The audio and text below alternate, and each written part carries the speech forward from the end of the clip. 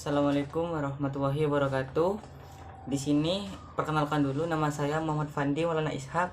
Saya dari prodi IPS. Di sini akan menjelaskan peta imajinasi bab 5 tentang bakat dan motivasi dalam belajar.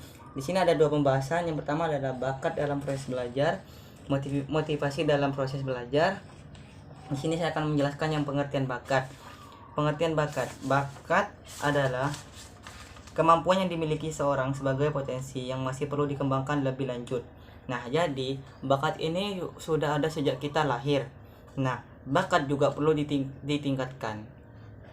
Jadi, bakat ini jika tidak ditingkatkan, maka tidak akan berkembang sendiri. Selanjutnya di sini ada jenis-jenis bakat. Jenis-jenis bakat. Di sini jenis-jenis bakat ada 8. Yang pertama ada bakat akademik. Nah, bakat akademik adalah kemampuan khusus seseorang untuk excel dalam bidang akademik atau intelektual tertentu. Nah, jadi bakat akademik ini adalah bakat yang ada sejak lahir, yang ada di bidang akademik, yang dimana kita akan lebih excel atau lebih baik ketika kita berada di bidang akademik, ketika mempunyai bakat akademik. Selanjutnya yang kedua ada bakat kreatif dan produktif. Bakat kreatif dan produktif yang juga sering disebut sebagai kecerdasan spasial. Kemampuan spasial adalah kemampuan seseorang untuk memahami, mengelola, dan menggunakan informasi dalam bentuk visual atau ruang. Nah, jadi contohnya itu seperti ketika kita ada di sawah. Nah, kita menemukan tanah liat, maka kita punya kreativitas untuk membuat tanah liat sebagai asbak rokok, mobil-mobilan. Jadi seperti itu, kita mempunyai bakat kreativitas yang baik ketika kita ada di tempat manapun. Nah, jadi seperti itu. Yang ketiga ada bakat seni dan musik.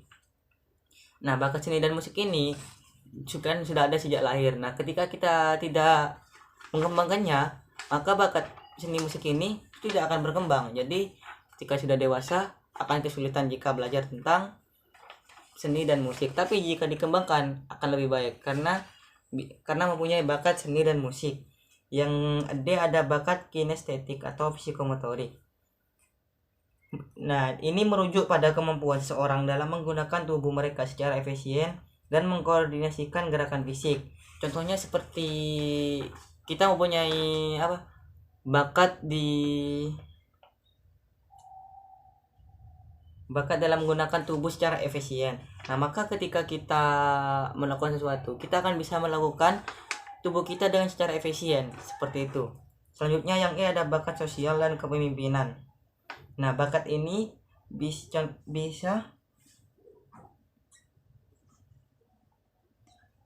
berinteraksi, berkomunikasi, dan berhubungan dengan orang secara efektif. Nah, jadi contohnya seperti ketika kita mempunyai bakat ini, kita akan mempunyai public speaking yang bagus. Nah, jadi kita akan lebih mudah untuk berkomunikasi dengan seseorang atau lawan bicara kita. Selanjutnya yang F ada bakat naturalis.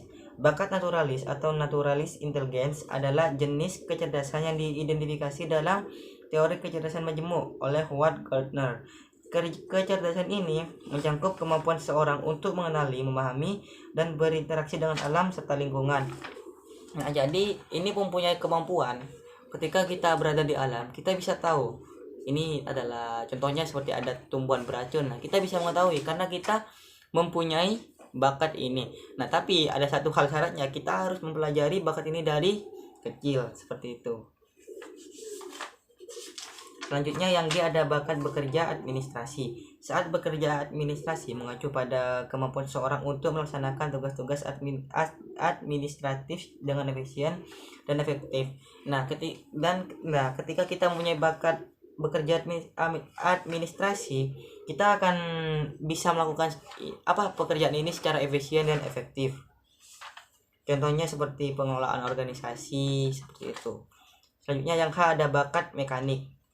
Bakat mekanik merujuk pada kemampuan seseorang untuk memahami, bekerja dengan memperbaiki. Nah, contohnya seperti bengkel. Nah, ketika kita mempunyai bakat mekanik, maka kita bisa bekerja di bengkel ataupun bengkel-bengkel mekanik pesawat ataupun perahu gitu, karena bakat mekanik ini bisa merujuk seperti itu. Selanjutnya di sini ada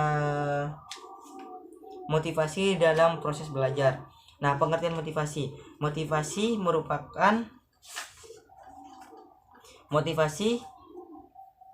adalah kekuatan dalam diri siswa yang memotivasi mereka untuk belajar. Motivasi belajar adalah hal yang sangat penting dalam proses belajar, sehingga tanpa motivasi seorang mungkin tidak akan melakukan aktivitas belajar. Nah, jadi maksudnya seperti ketika kita tidak mempunyai jadi maksudnya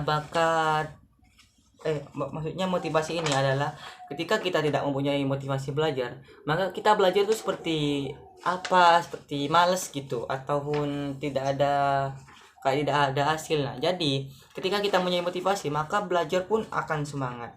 Contohnya seperti dikasih dukungan atau motivasi oleh orang tua, maka kita akan mempunyai semangat belajar yang besar dari diri mereka karena sudah mendapatkan sebuah motivasi. Nah, tujuan dan fungsi motivasi belajar.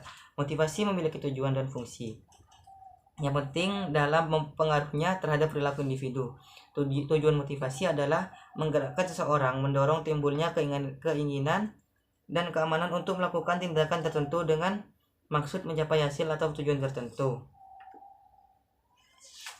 Selanjutnya di sini ada faktor-faktor yang mempengaruhi motivasi. Terdapat beberapa faktor yang dapat mempengaruhi motivasi, baik motivasi intrinsik atau maupun intrinsik, termasuk kesadaran siswa, sikap guru, pengaruh dan kelompok siswa, cita-cita dan aspirasi, kemampuan belajar, kondisi siswa, kondisi lingkungan, unsur dinamis dalam belajar, upaya guru dalam mengajar, seperti itu. Selanjutnya ada hubungan minat, motivasi, dan prestasi. Nah, dalam konteks proses belajar siswa, minat dan motivasi memiliki peran yang sangat penting. Minat belajar adalah ketertarikan yang dimiliki oleh siswa terhadap kegiatan belajar tanpa adanya perintah atau ajakan dari orang lain. Nah, jadi minat itu ada dalam diri kita sendiri. Contohnya seperti saya minat di pelajaran IPS, maka itu tidak ada, meskipun disuruh orang masuk ke matematika, tidak akan mau karena minatnya ada di IPS. Seperti itu. Di sini saya akhiri dulu. Jika ada salah mohon maaf. Wassalamualaikum warahmatullahi wabarakatuh.